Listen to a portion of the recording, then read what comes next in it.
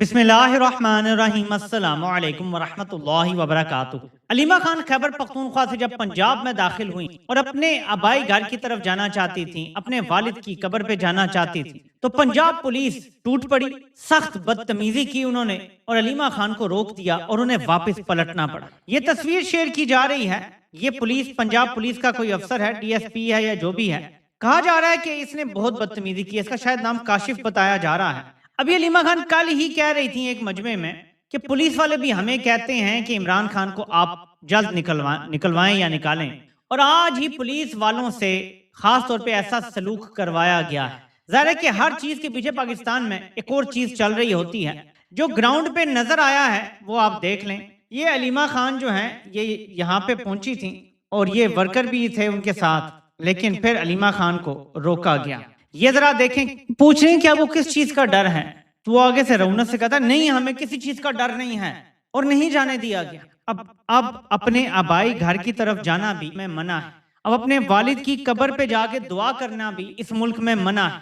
और जाहिर है कि ये जुल्म और जबर यहाँ खत्म नहीं होगा, क्योंकि ये पूरा एक राउंड सर्कल होता है, चक्कर होता है। दुनिया छोटी नहीं गोल भी, तो हमेशा पूरा चक्कर लगता है। आज किसी और का लग रहा है तो कल को किसी और का लगना है, फिर किसी और का लगना है, बारी सब की आती। ये व्हील एक दिन घूमना है, किसी ने ऊपर होना है और जो ऊपर है उसने नीचे होना है, और फिर वो लोग जो अभी ऊपर बैठे हैं वो ये बर्दाश्त नहीं कर सकेंगे। अलीमा खान के साथ बदतमीजी की गई है, उन्हें जोर जबरदस्ती समझेंगे गाड़ी में बिठाया गया है, उन्हें कहा गया कि यहाँ से आगे हम नहीं जाने देंगे। यहाँ तक कहा गया कि आपके वर्कर फंसेंगे, आप तो यहाँ से चली जाएंगी, इन सब पे केसेस बनेंगे, इन सब को उठा लिया जाएगा, और यहाँ तक कि ये भी कहा गया कि गोली भी चल जाएगी, हमारे पास गोली भी है। तो ये बड़ी खतरनाक सूरत हाल है। आजाद कश्मीर की जो सूरत हाल है उस पर थोड़ी सी रोशनी डालना चाहता हूँ। आपने ये बड़े गौर से देखना।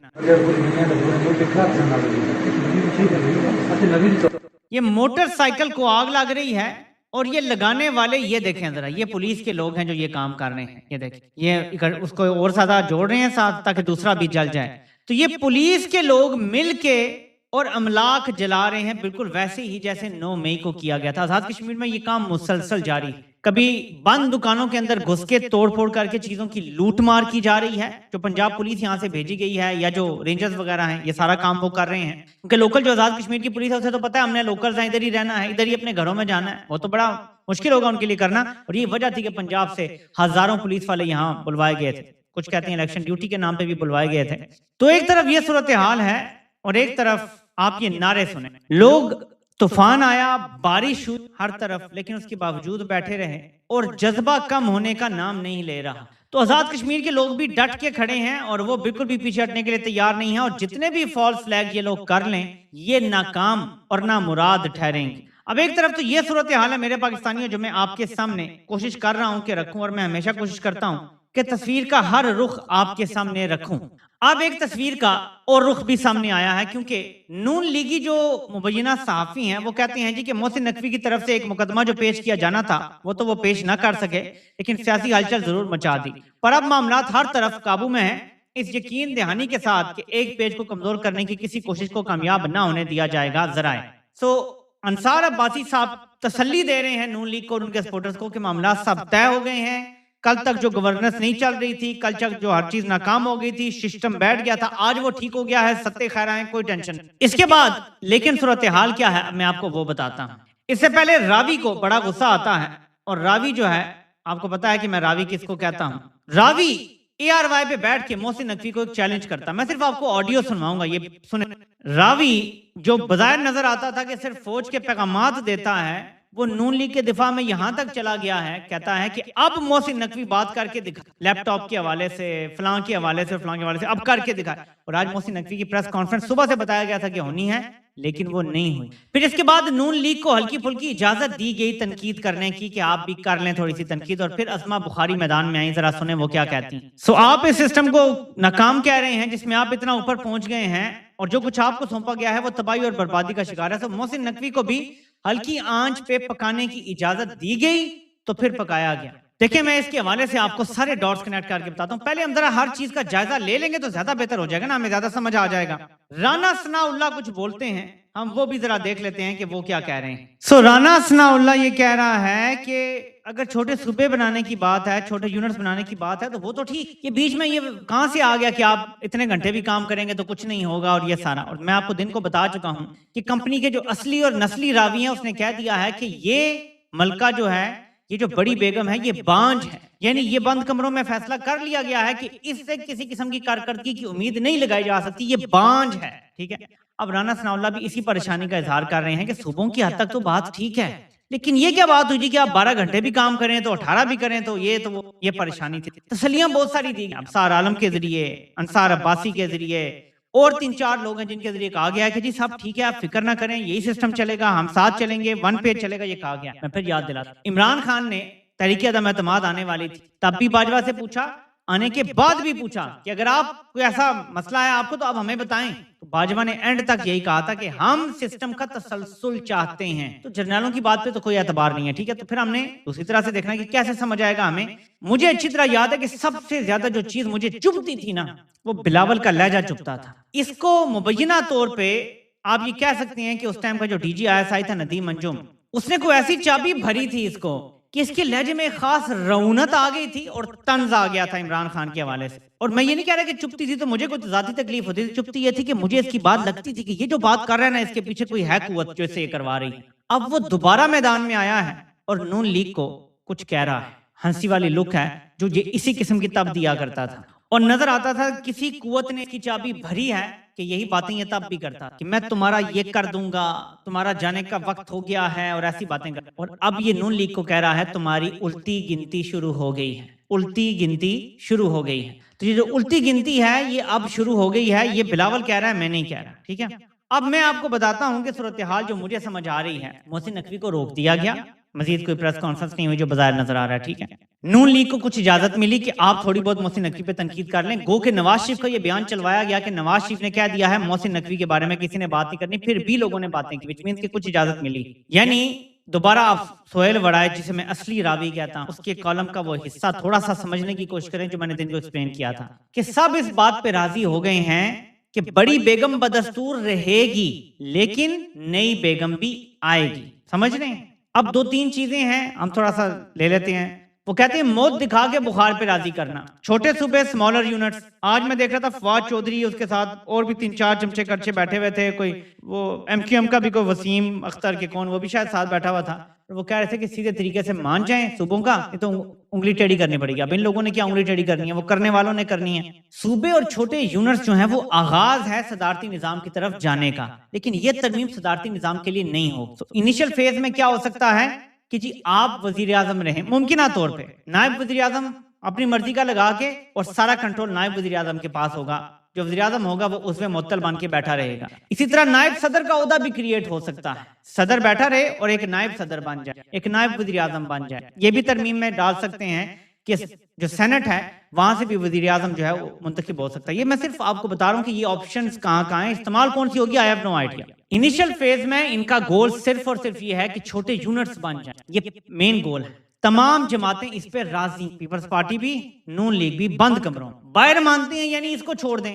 तो ये जो सारी बात हुई, जो मोहसिन नकवी ने की, जो असली और नस्ली रावी है, उसने कहा कि सब राजी थे, उसके बाद ये बात उसकी है। और हमें बताया गया जी नून लीग के खिलाफ बात हो गई है, अच्छा जी लड़ाई पड़ गई है, अच्छा जी ये हो गया। ऐसा नहीं, मैं आपको बार बार कहता हूं एवरीथिंग इज प्लान्ड। मैंने 26वीं 27वीं तरमीम का भी आपको कहा था कि ये ना समझें कि 26वीं की वो नाकाम होगी तो 27वीं करनी पड़ी, अब 26-27वीं दोनों नाकाम हो गई तो 28वीं करने लगे। नहीं नहीं नहीं, असल गोल जो है वो सदारत की कुर्सी तक पहुंचना है, इस पूरे निजाम को अपने कंट्रोल में करना है, छोटे यूनिट्स बनाने हैं और अपने रास्ते की हर रुकावट हटा। उस गोल पे पहुंचने के लिए 26वीं भी जरूरी थी, 27वीं भी जरूरी थी, 28वीं भी जरूरी होगी, 29वीं भी जरूरी होगी, और 30वीं करनी पड़ी तो वो भी करनी पड़ेगी। ये एक ही प्लान का तसलसल। और एक चीज की गलतफहमी अपने दिमागों से निकाल दें कि अगर कोई आपको ये कहे कि शरीफ जाने लगे हैं तो आप फौरन सोचना शुरू कर दें मतलब है इमरान खान आ रहा है। इसी सूरत भी जर्नैलों का इरादा इमरान खान को बाहर निकालने या इख्तियार देने का नहीं है।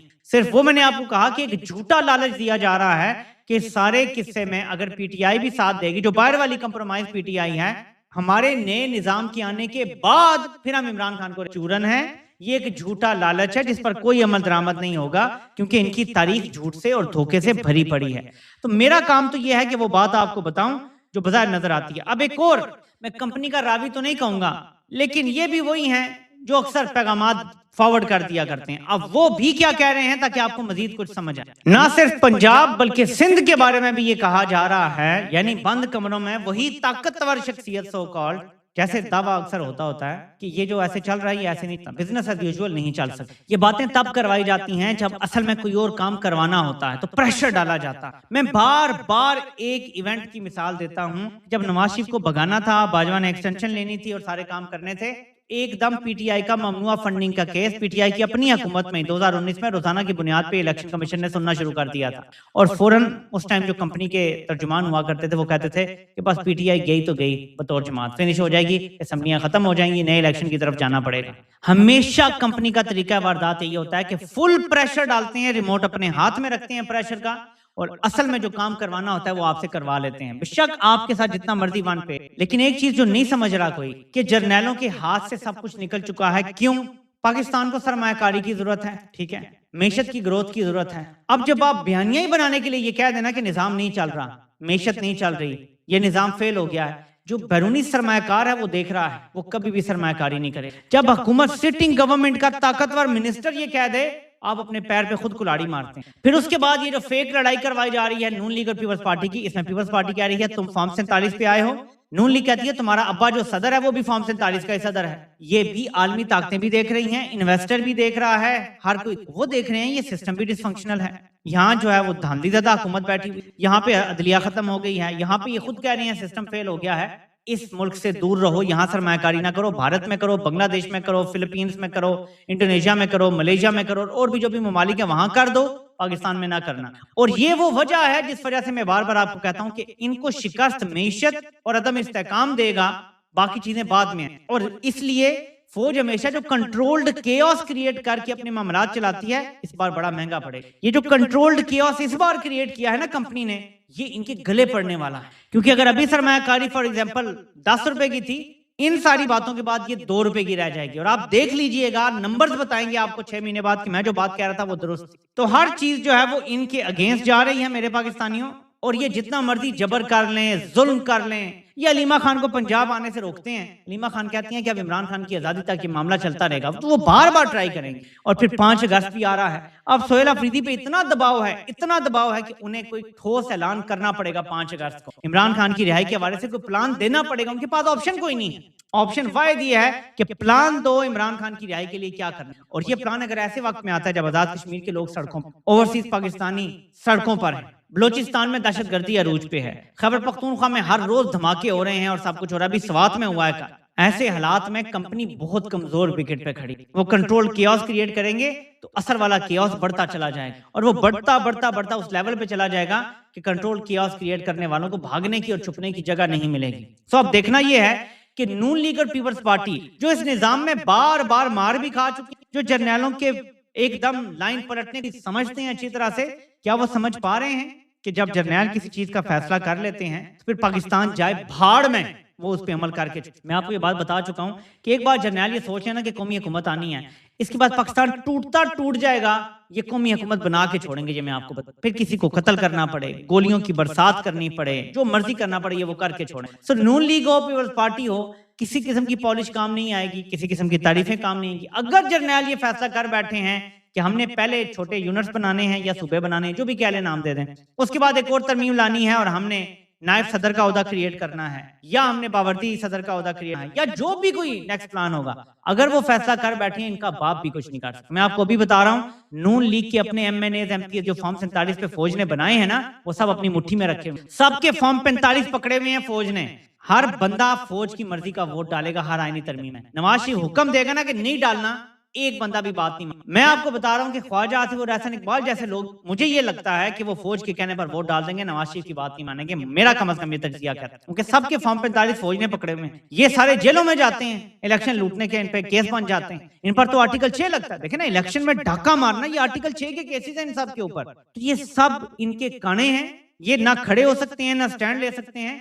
एक चीज है जिसका मुझे है खदशा, और ये मैं एंड में बात कर रहा हूं, फिर यहाँ पे वीडियो खत्म करूंगा, कि अक्सर एक चीज का कहा जाता था कि जब इस बंदे को रिटायर होने के बाद शरीफों ने नौकरी दी, उस लंदन प्लान की वीडियोस बना ली गई थी। मुझे नहीं पता वो वीडियोस मौजूद हैं, मुझे तो नहीं पता, लेकिन अगर वो हैं तो हो सकता है उसको भी कपड़ा छपड़ा मारा गया हो शरीफों की तरफ से, जिसके बाद फिर मोहसिन नकवी को प्रेस कॉन्फ्रेंस करने से रोका गया हो और शरीफों को कहा गया हो कि आप थोड़ा गुस्सा निकाल लें। लेकिन ये सिर्फ एक क्यास राई है, मैं इसके बारे में यकीन से बात नहीं कर सकता। हालांकि बहुत वसूख के साथ, और इमरान खान ये कह चुके हैं कि लंदन प्लान बना, इन्होंने बाकायदा डॉक्यूमेंट्स पे दस्तखत करवाए कि आपने ये करना है, पीटीआई को खत्म करना है, फलां करना है, फलां करना है, तो इमरान खान बता चुके हैं ना। लेकिन इसके साथ ये भी खतरे का इजहार था कि वीडियो बनी है बाकायदा इस सारे लंदन प्लान की, क्या तय हुआ है इनके दरमियान।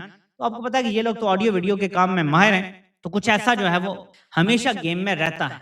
अब कुछ लोग ये कहते हैं कि सीटीडी के जरिए पंजाब में जो 2000 कत्ल करवा दिए ना, 1000 या 2000, ये उसका काउंटर है। तुम्हारे पास जो मर्जी वीडियोस हैं, इधर केस तुम्हारे पर बड़े पैड़े बनने हैं, तुम्हारी तो जान भी नहीं बचनी। इधर हमारा एक बंदा लटकेगा, तुम सारे पूरा खानदान लटकोगे। तो ये बैलेंस करने के लिए भी हो सकता है कि ऐसे काम किए जा रहे हो। लेकिन फिर मैं कहूंगा कि जो असली रावी है उसने कहा था कि जुलाई के एंड के बाद हुकूमत के बुरे दिन शुरू। अब तक यही नजर आ रहा है कि पहली बार इन 5 सालों में ये अचकोले खाए हैं। कह तो रहे हैं कि हम अचकोले खा के संभल गए हैं, लेकिन बात फिर वही आ जाती है कि जर्नैल सारे काम इनसे करवाएंगे जरूर, एंड में अपनी करेंगे। और इनकी अपनी ये है कि इन सबसे जान छुड़ाओ और खुद सब कुछ संभालो और अपने किसी नए बंदे को ला के ऊपर बिठा दो। ये इनका अल्टीमेट गोल है। और आपको पता है ना कि एक साहब जो पाकिस्तान से चले गए हैं, वो किसी खलीफा की कहानी भी सुनाते रहे हैं, तो ये उसी तरफ मामला को लेके जाना चाहते हैं। 1 पार्टी सिस्टम जिसमें एक बंदा ही सब कुछ होगा। वो सीसी सिस्टम हो सकता है मोस्ट लाइकली, जो मिस्र में सीसी का निजाम है, शायद ये उस तरफ के किसी निजाम की तरफ जाना चाह रहे हैं। देखते हैं कि आने वाले दिन क्या नया कट्टा हमारे सामने खोलते हैं। आपसे इंशाल्लाह फिर मुलाकात होती है। अल्लाह पाक आप सबका हामी नासिर हो। आप सबको सुनने का बहुत बहुत शुक्रिया।